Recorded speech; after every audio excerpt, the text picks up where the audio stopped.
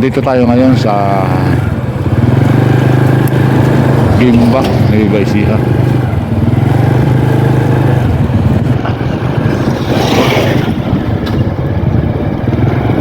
Papasok tayo ng Gimba, Nueva Ecija. Welcome to Barangay Malaksak.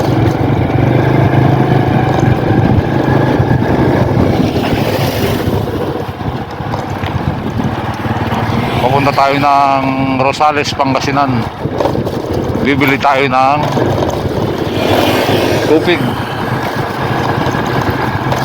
Pupunta tayo ng Rosales, Pangasinan para lang bumili ng tubig. Alas 6:30 ng umaga. Alas 6:30 ng umaga.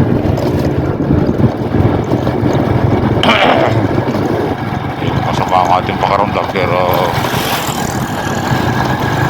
bihira kasi tayo magbiyahe, kaya samantahin natin makaikot sa boundary ng Pangasinan at Nueva Ecija.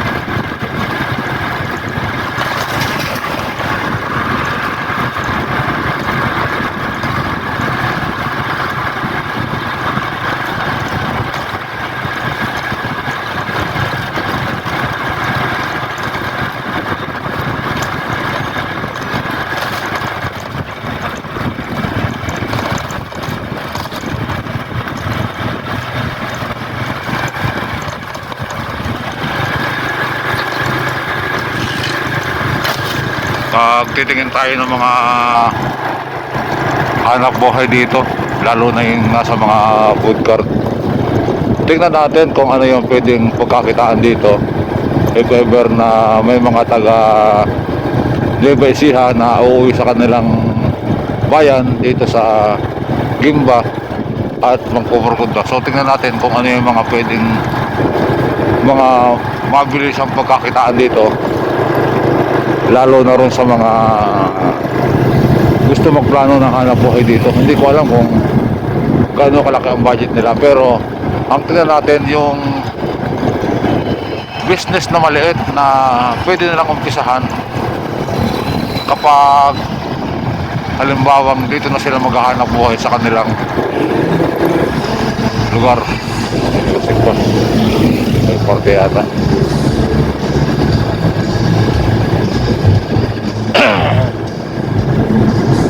Medyo malamig.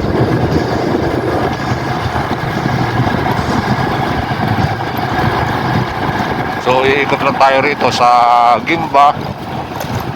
Tingnan natin kung ano yung mga hanap buhay na pinagkakakitaan nila rito sa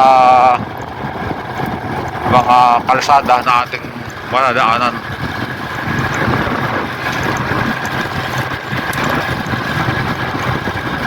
Welcome back sa ating pag-vlog.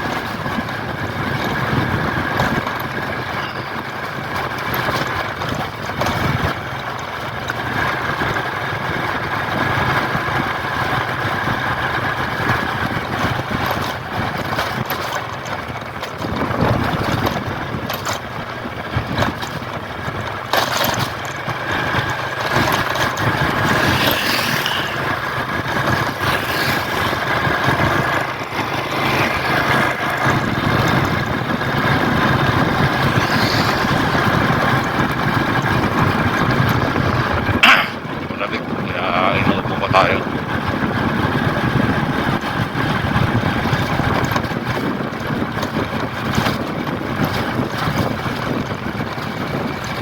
So yung ating location po ay Barangay Malaksak, Gimba, Nueva Ecija. Itong lugar pong ito ay malapit sa mga boundaries ng, actually nasa bayan po tayo ng Gimba, Nueva Ecija.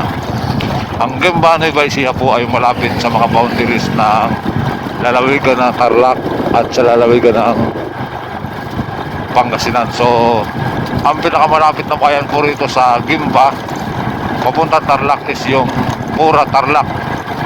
Then kapag didiretso po tayo, yung Pura Tarlac po mga estimate ko mga 30 minutes andun na po tayo sa Pura Tarlac. Yan po yung pagitan ng boundary ng dalawang probinsya.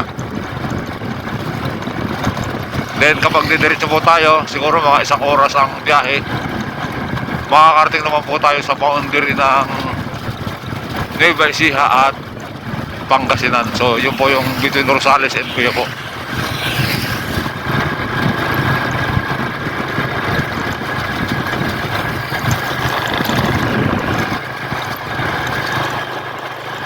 So tingnan natin mamaya kung magkano yung gas na ating makukonsumo balikan. So sa ngayon, ang ating gas ay nilagay ko muna sa empty para malaman natin kung magkano yung gas natin. Mauubos kapag nagpalagay na po tayo.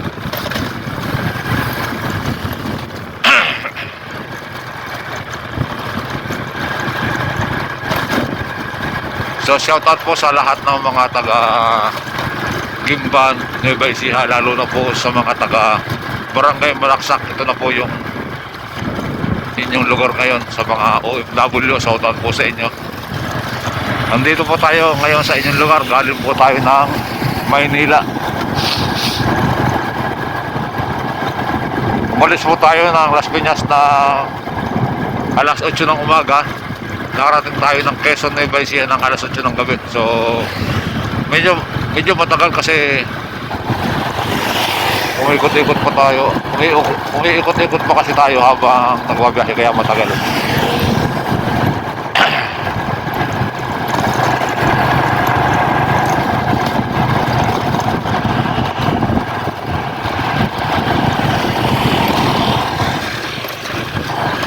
Tanda lang ang takbo natin.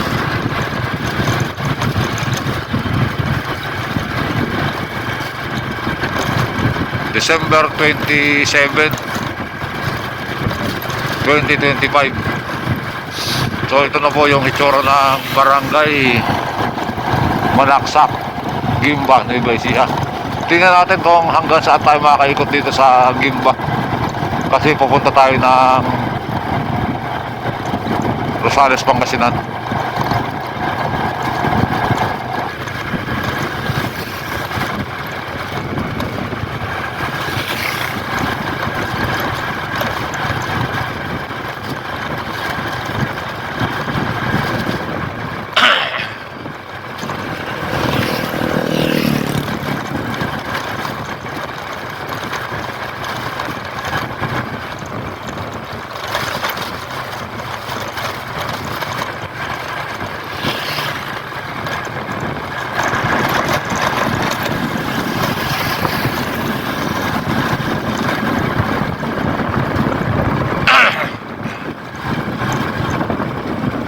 Malamig kasi, kaya medyo nakakating-ating na lang muna.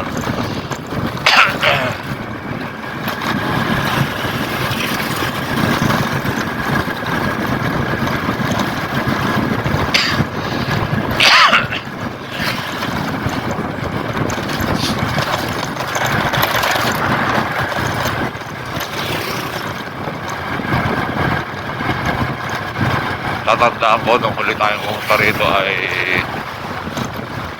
nagkatanim sila ng palay. So yung iba may mga nagkakalkal ng lupa pero hindi sila nagkatanim. Parang preparasyon pa lang.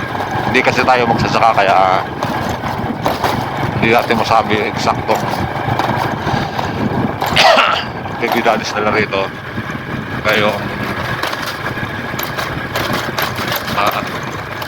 masyadong malubak. Bakit ang kalsada putol-putol, kaya umuuktol ang ating gulong. Kaya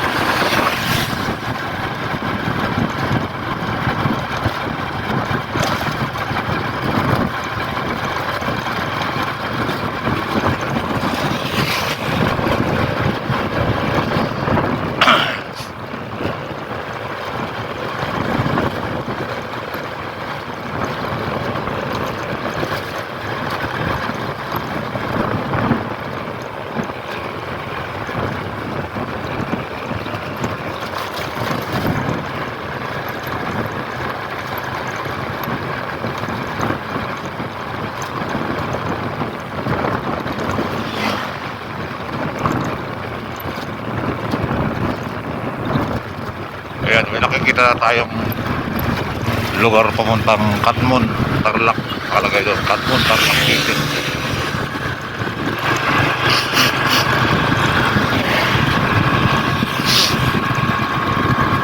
Sabihin pala, itong Gimba, likod pala ito ng Tarlac City. Okay.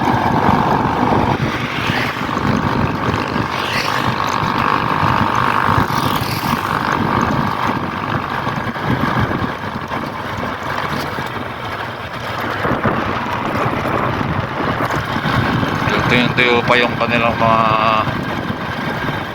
lupa rito.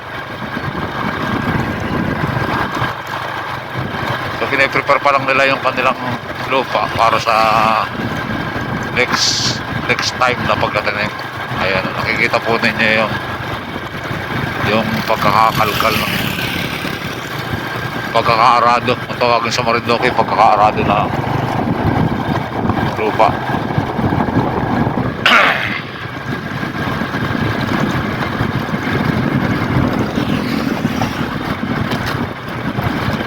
Sa mga hindi pa po nakakarating dito sa Nueva Ecija, talagang pag napunta po kayo rito, sandali lang ha, mayroong para akong nakikita mga makulay doon, hindi ko alam ang tao.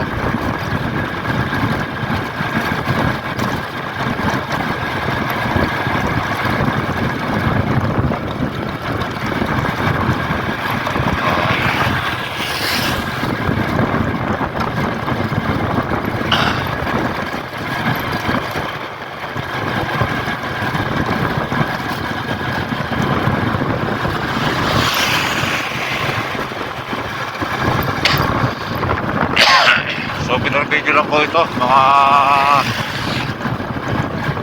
ginagalang ko subscriber. Salamat po sa inyong panonood. Papasok na po tayo sa susunod na barangay dito sa Gimba. Tuloy papunta tayo ng bayan ng Gimba ngayon.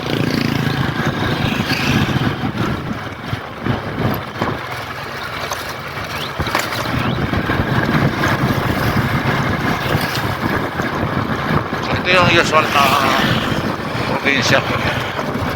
Ito yung usual na, pero in fairness ko mga nakikita akong mga kumpol-kumpol ng tao na parang ayan o, nakayuko, katanim sila.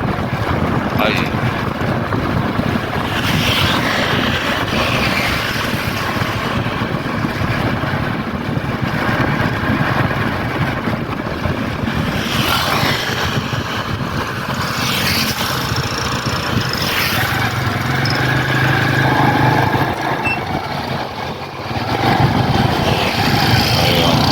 ginagawa na.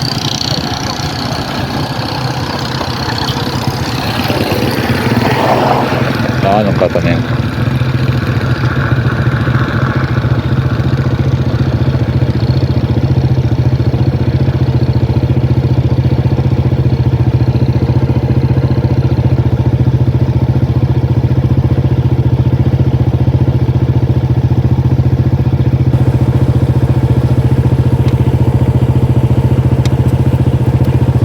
Hindi ko alam kung kita sa video yung nabugalwak na ano na tubig doon sa pump, water pump.